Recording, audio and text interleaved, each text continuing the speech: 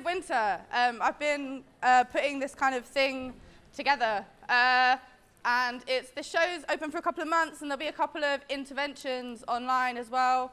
So keep your eyes on it. I'm sure that DRAF will advertise it for me. Yeah, so my name is Liv. I'm just going to do 2 pieces. Yeah, this first one's called Outward. See, normally what I do is I combat it by shopping. I eBay at 3 a.m. anything that might make me whole again, and it's posters mainly of like Nikki or Kim, but for hours I'll just skip, scroll, skim, because fuck what I spend. I got an image to mend, hair to extend, you know, I got some budgets to try and bend, and it's funny, innit? This ability I possess to be impulsive on things like clothing, but I can't decide what to eat for like 3 days, so I just don't. And instead, well, I'm emptying my fridge again, gone off food next to an empty bottle of gin. Yes, I'm aware of the cliche, thanks, but I think I'm comfortable in them inside that cliche, you know, school, work, play, well, that's me, I'm a cliche, and on the way, I'll get maybe a gingerbread latte, yes, because it's my favorite coffee, by the way, and I hold it tightly in my hands, but in my head I start to pray like, please, please let this thing taste the same. Let it live up to its name. Let it not feel the shame of when I bring it to my lips, only to put it down once again. Let no one who's close to me realize this game of pretending to drink or eat. Because these are things that my body needs. And it's not exactly stress, you see. Because it's kind of more boring than that, isn't it? It's damp and it's flat. So it's not exactly stress, you see. And I'm not sure, I think frustration, maybe.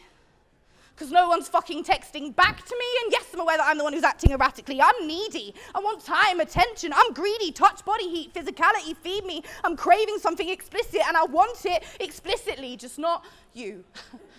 Just not you, man, not that, please. Just come and stand next to me, laugh. What? Am I not being funny? I said laugh. What? You're used to me being funny? Well, once more before you, I've been betrayed by this body, because I'm always taking up so much space, and I just want it to be small, delicate, elegant, man. I want to move with grace. I want to elevate. I want to transcend from this negative space. I want to be real and fake. I want to be intelligent, but I'm talking in fucking cliches again.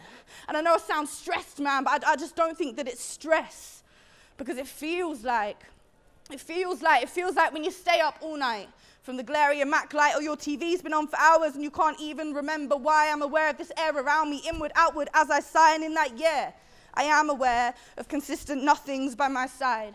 But I'm missing what, you know? Interchangeable girl, guy, just gonna tick another box off on a binary life guide, stimulating conversation maybe, or at best an emotional high, but shouldn't I see something reflect? When you look back into my eyes, man, you look bored, and you look tired, and maybe the artist in me feels like I should leave you just a little bit inspired. I mean, fuck, are you tired? Because you don't even say much, and you just let me stumble around these words whenever I'm drunk, but I'm trying really hard to learn to outward my inward funk, you know? Outward. Because that's what you're supposed to do. They tell you don't carry all this shit around with you.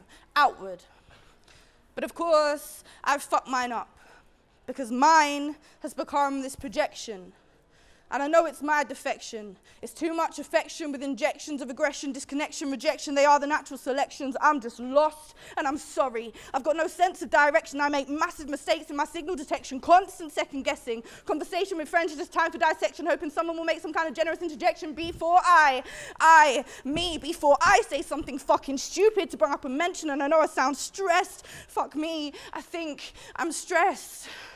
Because in learning to be outward, all I did was become overexposed.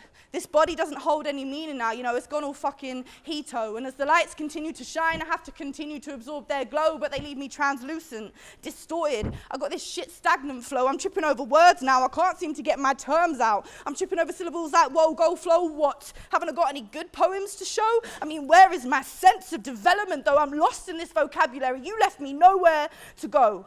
It's like these dictionary definitions, they just leave me unsatisfied. With all these adjectives I keep clawing at, trying to find the tip of my tongue. But it's sharp, deformed, and unkind, and how will it ever say anything delicate when I put a fucking metal bar through it?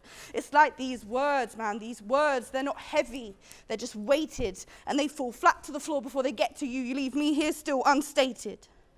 Thanks.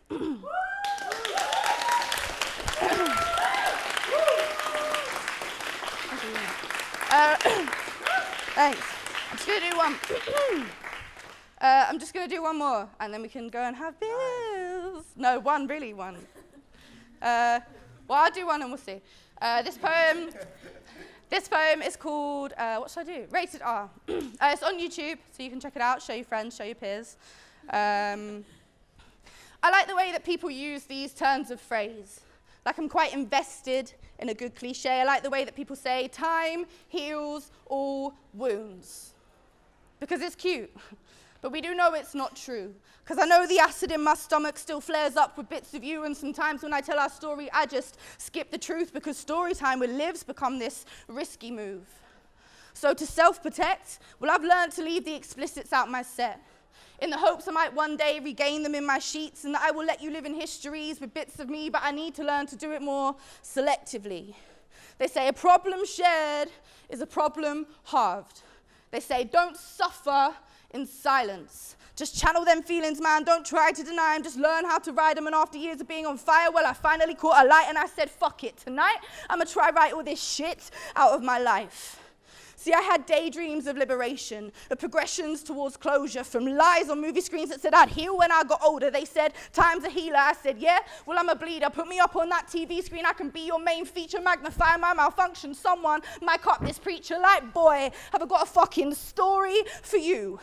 And I left my metaphors at the door and I just came storming through. I was a sledgehammer with bad grammar and a couple chip tooth I am a platform speaker, mic check 1, 2. I was testing, wars. You thought I was pushing boundaries. I've been building borders. I give you scripts and keep the scores, but only on my doctor's orders. And I've watched my life travel out through the cables in a jack lead. And you want to tell me I look tired? I'm like, yes, exactly. And everyone wants to get gassed up after the fucking show, and not one person will ask who is walking you home.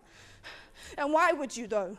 When this volatile child was kept silenced for too long, when I weren't given this mic, I took it, and I didn't give a shit if it was on.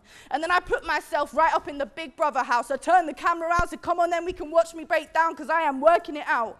And no, I'm not up here with any of the answers yet. I just know I'm too much, too loud, I don't pass your test.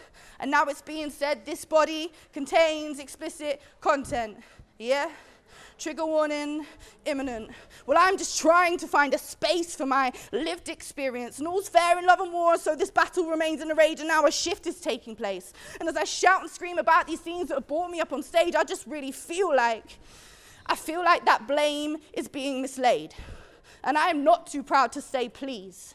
Please, I don't want to be the problem here. And please don't let this body become a place where you would aim those fears, because my words might be scripted, but my shakes are sincere. And I can't be that problem. And what happens now if we just start to censor our victims and say your story is too difficult and I can't sit and listen? Well, just listen. Or don't. Because I'm not trying to put anyone through it. I am just up here trying to say, yes, look, okay, me too. Me too, please, man, I just want to feel this with you. Tell me that you don't feel this in the room.